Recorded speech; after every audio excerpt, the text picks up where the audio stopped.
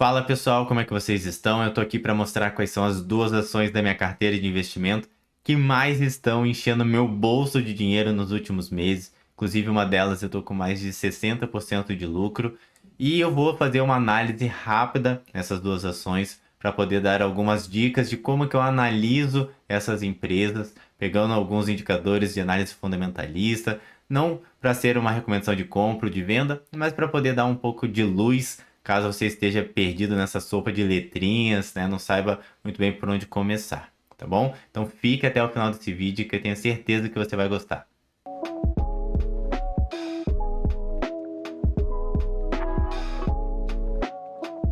Seja muito bem-vindo ao canal Investidor Hydra, meu nome é Willer Neto e no vídeo de hoje eu vou te contar quais são as minhas duas ações que mais estão performando nos últimos meses e vou fazer também uma análise fundamentalista bem simples, breve, tá? Para vocês entenderem se realmente é uma empresa que traz bons resultados ou se eu acabei tendo só sorte mesmo, né? Foi mais especulação. Então eu vou compartilhar minha tela com a ferramenta Investidor 10 para ficar mais didático aqui o assunto.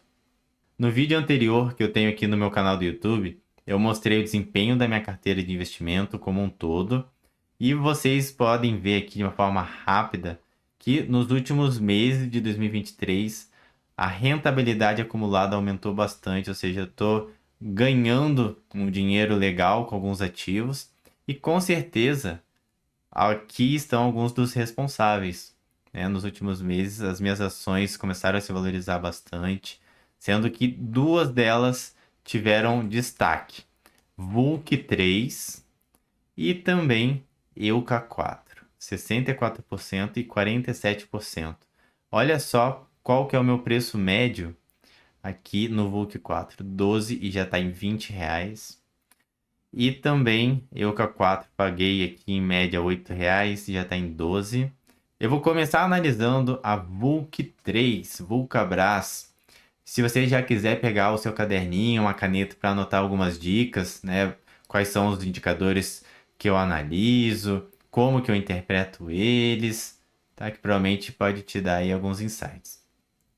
De uma forma inicial aqui, eles trazem a cotação, valorização nos últimos 12 meses, 54%, preço sobre lucro, 9%, preço sobre valor patrimonial, 2,57%, dividend yield de mais de 6%.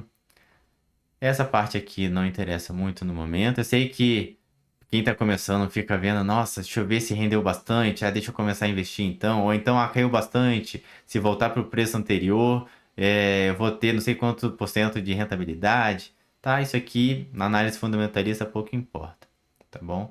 Tem outros indicadores, outras formas de você poder analisar. Ó, isso aqui é uma coisa interessante, tá? Rentabilidade real. Poucas ferramentas trazem isso aqui, né? Que é quanto rendeu acima da inflação, que é algo que a gente busca em todo investimento nosso. E nos últimos 5 anos, como ações a gente investe para longo prazo, eu não vou pegar um mês, 3 meses aqui. Vou partir para as duas últimas colunas. Teve uma rentabilidade de 277, mais uma rentabilidade real de 187 em 5 anos, 919 nos últimos 10, sendo que descontando a inflação foi para 474, uma rentabilidade excelente. Descendo um pouquinho, a gente tem o preço justo, baseado na estratégia de Benjamin Graham, que eu acabo não utilizando.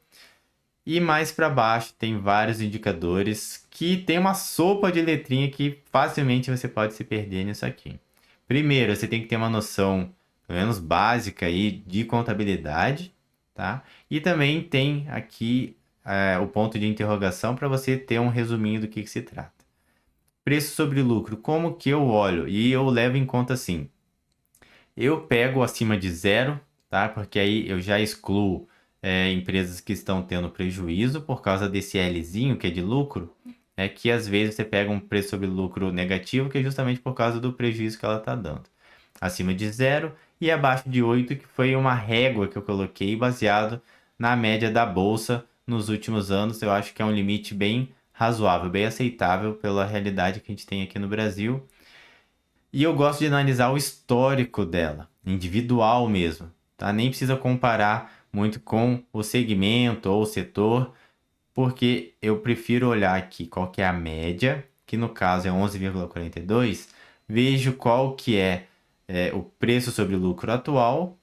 No caso dessa ação, só para vocês ficarem cientes, eu não entrei nela agora, tá? Já invisto nela há um bom tempo. E quando eu entrei nela, eu levei isso em conta, que eu chamo de margem de segurança, que é a diferença entre o preço sobre lucro médio e o atual. Em 2022, por exemplo, a margem de segurança, ou seja, o tanto que estava abaixo da média, era maior do que o que a gente tem atualmente, né? E isso aqui acaba sendo um ciclo. A gente tem alguns momentos que sobe, a expectativa aí dos investidores com relação aos resultados dessa empresa, ao potencial de retorno dela, né? E vai subindo um pouquinho acima da média, depois fica abaixo. E eu gosto de adicionar empresas que possuem boa margem de segurança. Eu analiso também aqui dividend yield, coloco uma régua para que seja pelo menos positivo. Não coloco um valor mínimo de 8, 6, 5, mas você pode colocar, por exemplo, faz uma média aí da inflação dos últimos 10 anos, coloca como mínimo, porque isso aqui soma com a rentabilidade da sua carteira. A gente tem a valorização da ação ao longo do tempo e você pode, se você reinvestir o que você vai receber da empresa aqui através de proventos, você pode somar esse percentual também. Então é uma forma até de você se precaver de que você não vai ficar aí zerado ou com uma rentabilidade muito baixa, caso essa ação não tenha uma valorização tão grande aí nos próximos meses. E até para te ajudar a reinvestir, né? A contribuir aí com o aporte mensal. Eu gosto de empresas que possuem uma boa margem de lucro líquida. Aquelas de varejo, por exemplo, que você encontra uma margem de 2, 1, 4, 5%, geralmente não entra, tá, na minha carteira de ações, porque isso prejudica a competitividade dela. Se você tem uma gordura pequena para queimar, se o seu custo de produção aumentar, se precisar fazer uma promoção, ser mais competitivo, você vai tirar da onde se você quase não tem lucro? Então eu gosto de ter aí pelo menos aí acima de 10. Geralmente as minhas empresas que eu coloco na carteira têm uma margem de lucro um pouquinho mais alta. Descendo um pouquinho, vamos ver o que mais a gente tem. Coloco aqui também lucro por ação acima de 0, só para tirar alguns lixos, empresas que estão tendo prejuízo. ROI, essa parte, retorno sobre o investimento. Eu gosto também de dar uma olhada. As empresas que estão na minha carteira possuem bons ROIs também, tá? Que é esse aqui da esquerda. Uma coisa que eu faço nos meus filtros: dívida sobre patrimônio líquido não pode ser maior do que 1. Passou de 1, não entra na minha carteira. Dívida líquida sobre EBITDA maior do que 3, não entra na minha carteira. Depois vocês podem pesquisar com mais calma o que é cada coisa, tá, pessoal? Senão o vídeo vai ficar muito longo. Vamos ver o que mais. Liquidez corrente, né? Capacidade de pagar dívidas de curto prazo, com o que ele tem de caixa, de dinheiro disponível. Ele consegue pagar 4 vezes a dívida de curto prazo. Então, tem muitas condições aqui de honrar com essas dívidas, né? Então, tá bem positivo. E também coloco para ser acima de 0 o CAGR de lucro e de receita nos últimos 5 anos. Tá? Então, na média, tem que estar subindo receita e tem que estar subindo lucro. Mais para baixo, tem um gráfico que eu costumo analisar. Tá? Este aqui, ó.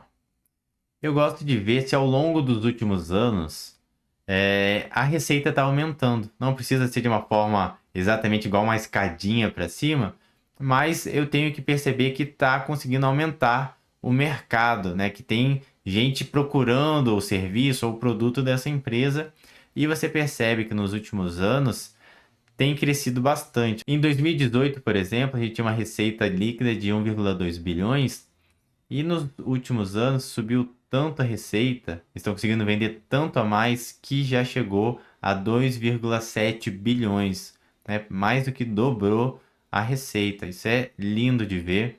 Lucro, vamos dar uma olhadinha como é que tá também. Ó, nos últimos 10 anos, chegou a ter prejuízo lá em 2013 de 2016 para frente, deu para ver que a gestão ficou muito mais eficiente, conseguiram trazer mais lucro para a empresa. E, inclusive, nos últimos anos aqui deu um salto legal 2023. Tem tudo para ser mais positivo ainda. Fico feliz com isso. Eles vão divulgar, né, o resultado de 2023 só provavelmente ali em março, do ano que vem, mas está tendendo aqui a ser bem positivo. E saiu, quer ver, ó, de um prejuízo de 126 milhões para um lucro de 564 milhões. Vocês podem perceber, quem me acompanha aqui na playlist Uma Hidra no Mercado Financeiro, que a maioria das minhas empresas que eu tenho na carteira lucram bilhões.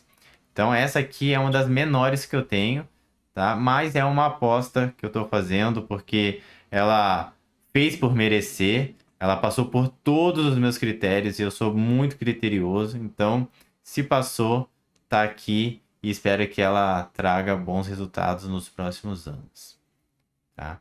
E eu vou mostrar agora rapidinho a EUCA4, EUCATEX. Valorização nos últimos 12 meses, 49%. A princípio aqui está zerado o dividend yield, mas não sei se é isso mesmo. Depois posso olhar com mais calma. Preço sobre valor patrimonial, quase metade do valor contábil do que ela vale. Isso é ótimo para a gente que está colocando dinheiro, né? Mais para baixo, vou mostrar aqui também, ó, a rentabilidade nos últimos 5 anos, rentabilidade real, descontando a inflação, 147%, 25%.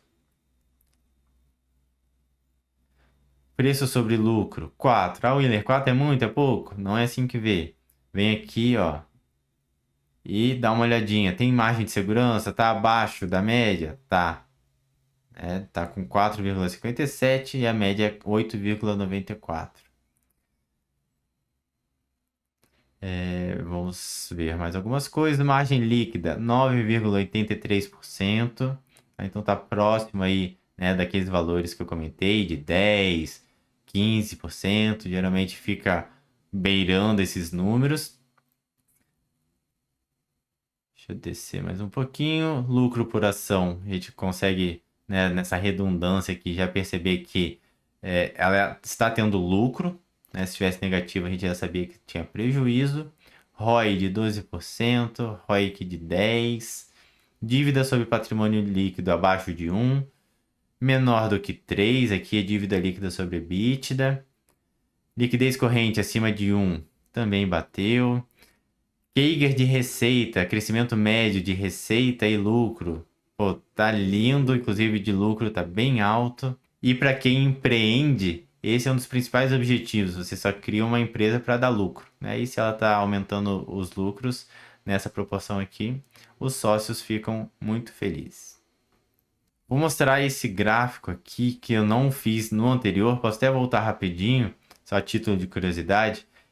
Onde ele compara com a média da bolsa, com o Ibovespa. E está aqui com 225% nos últimos 5 anos, contra 40% da bolsa. Deixa eu voltar rapidinho nesse. Deve estar fácil acesso aqui.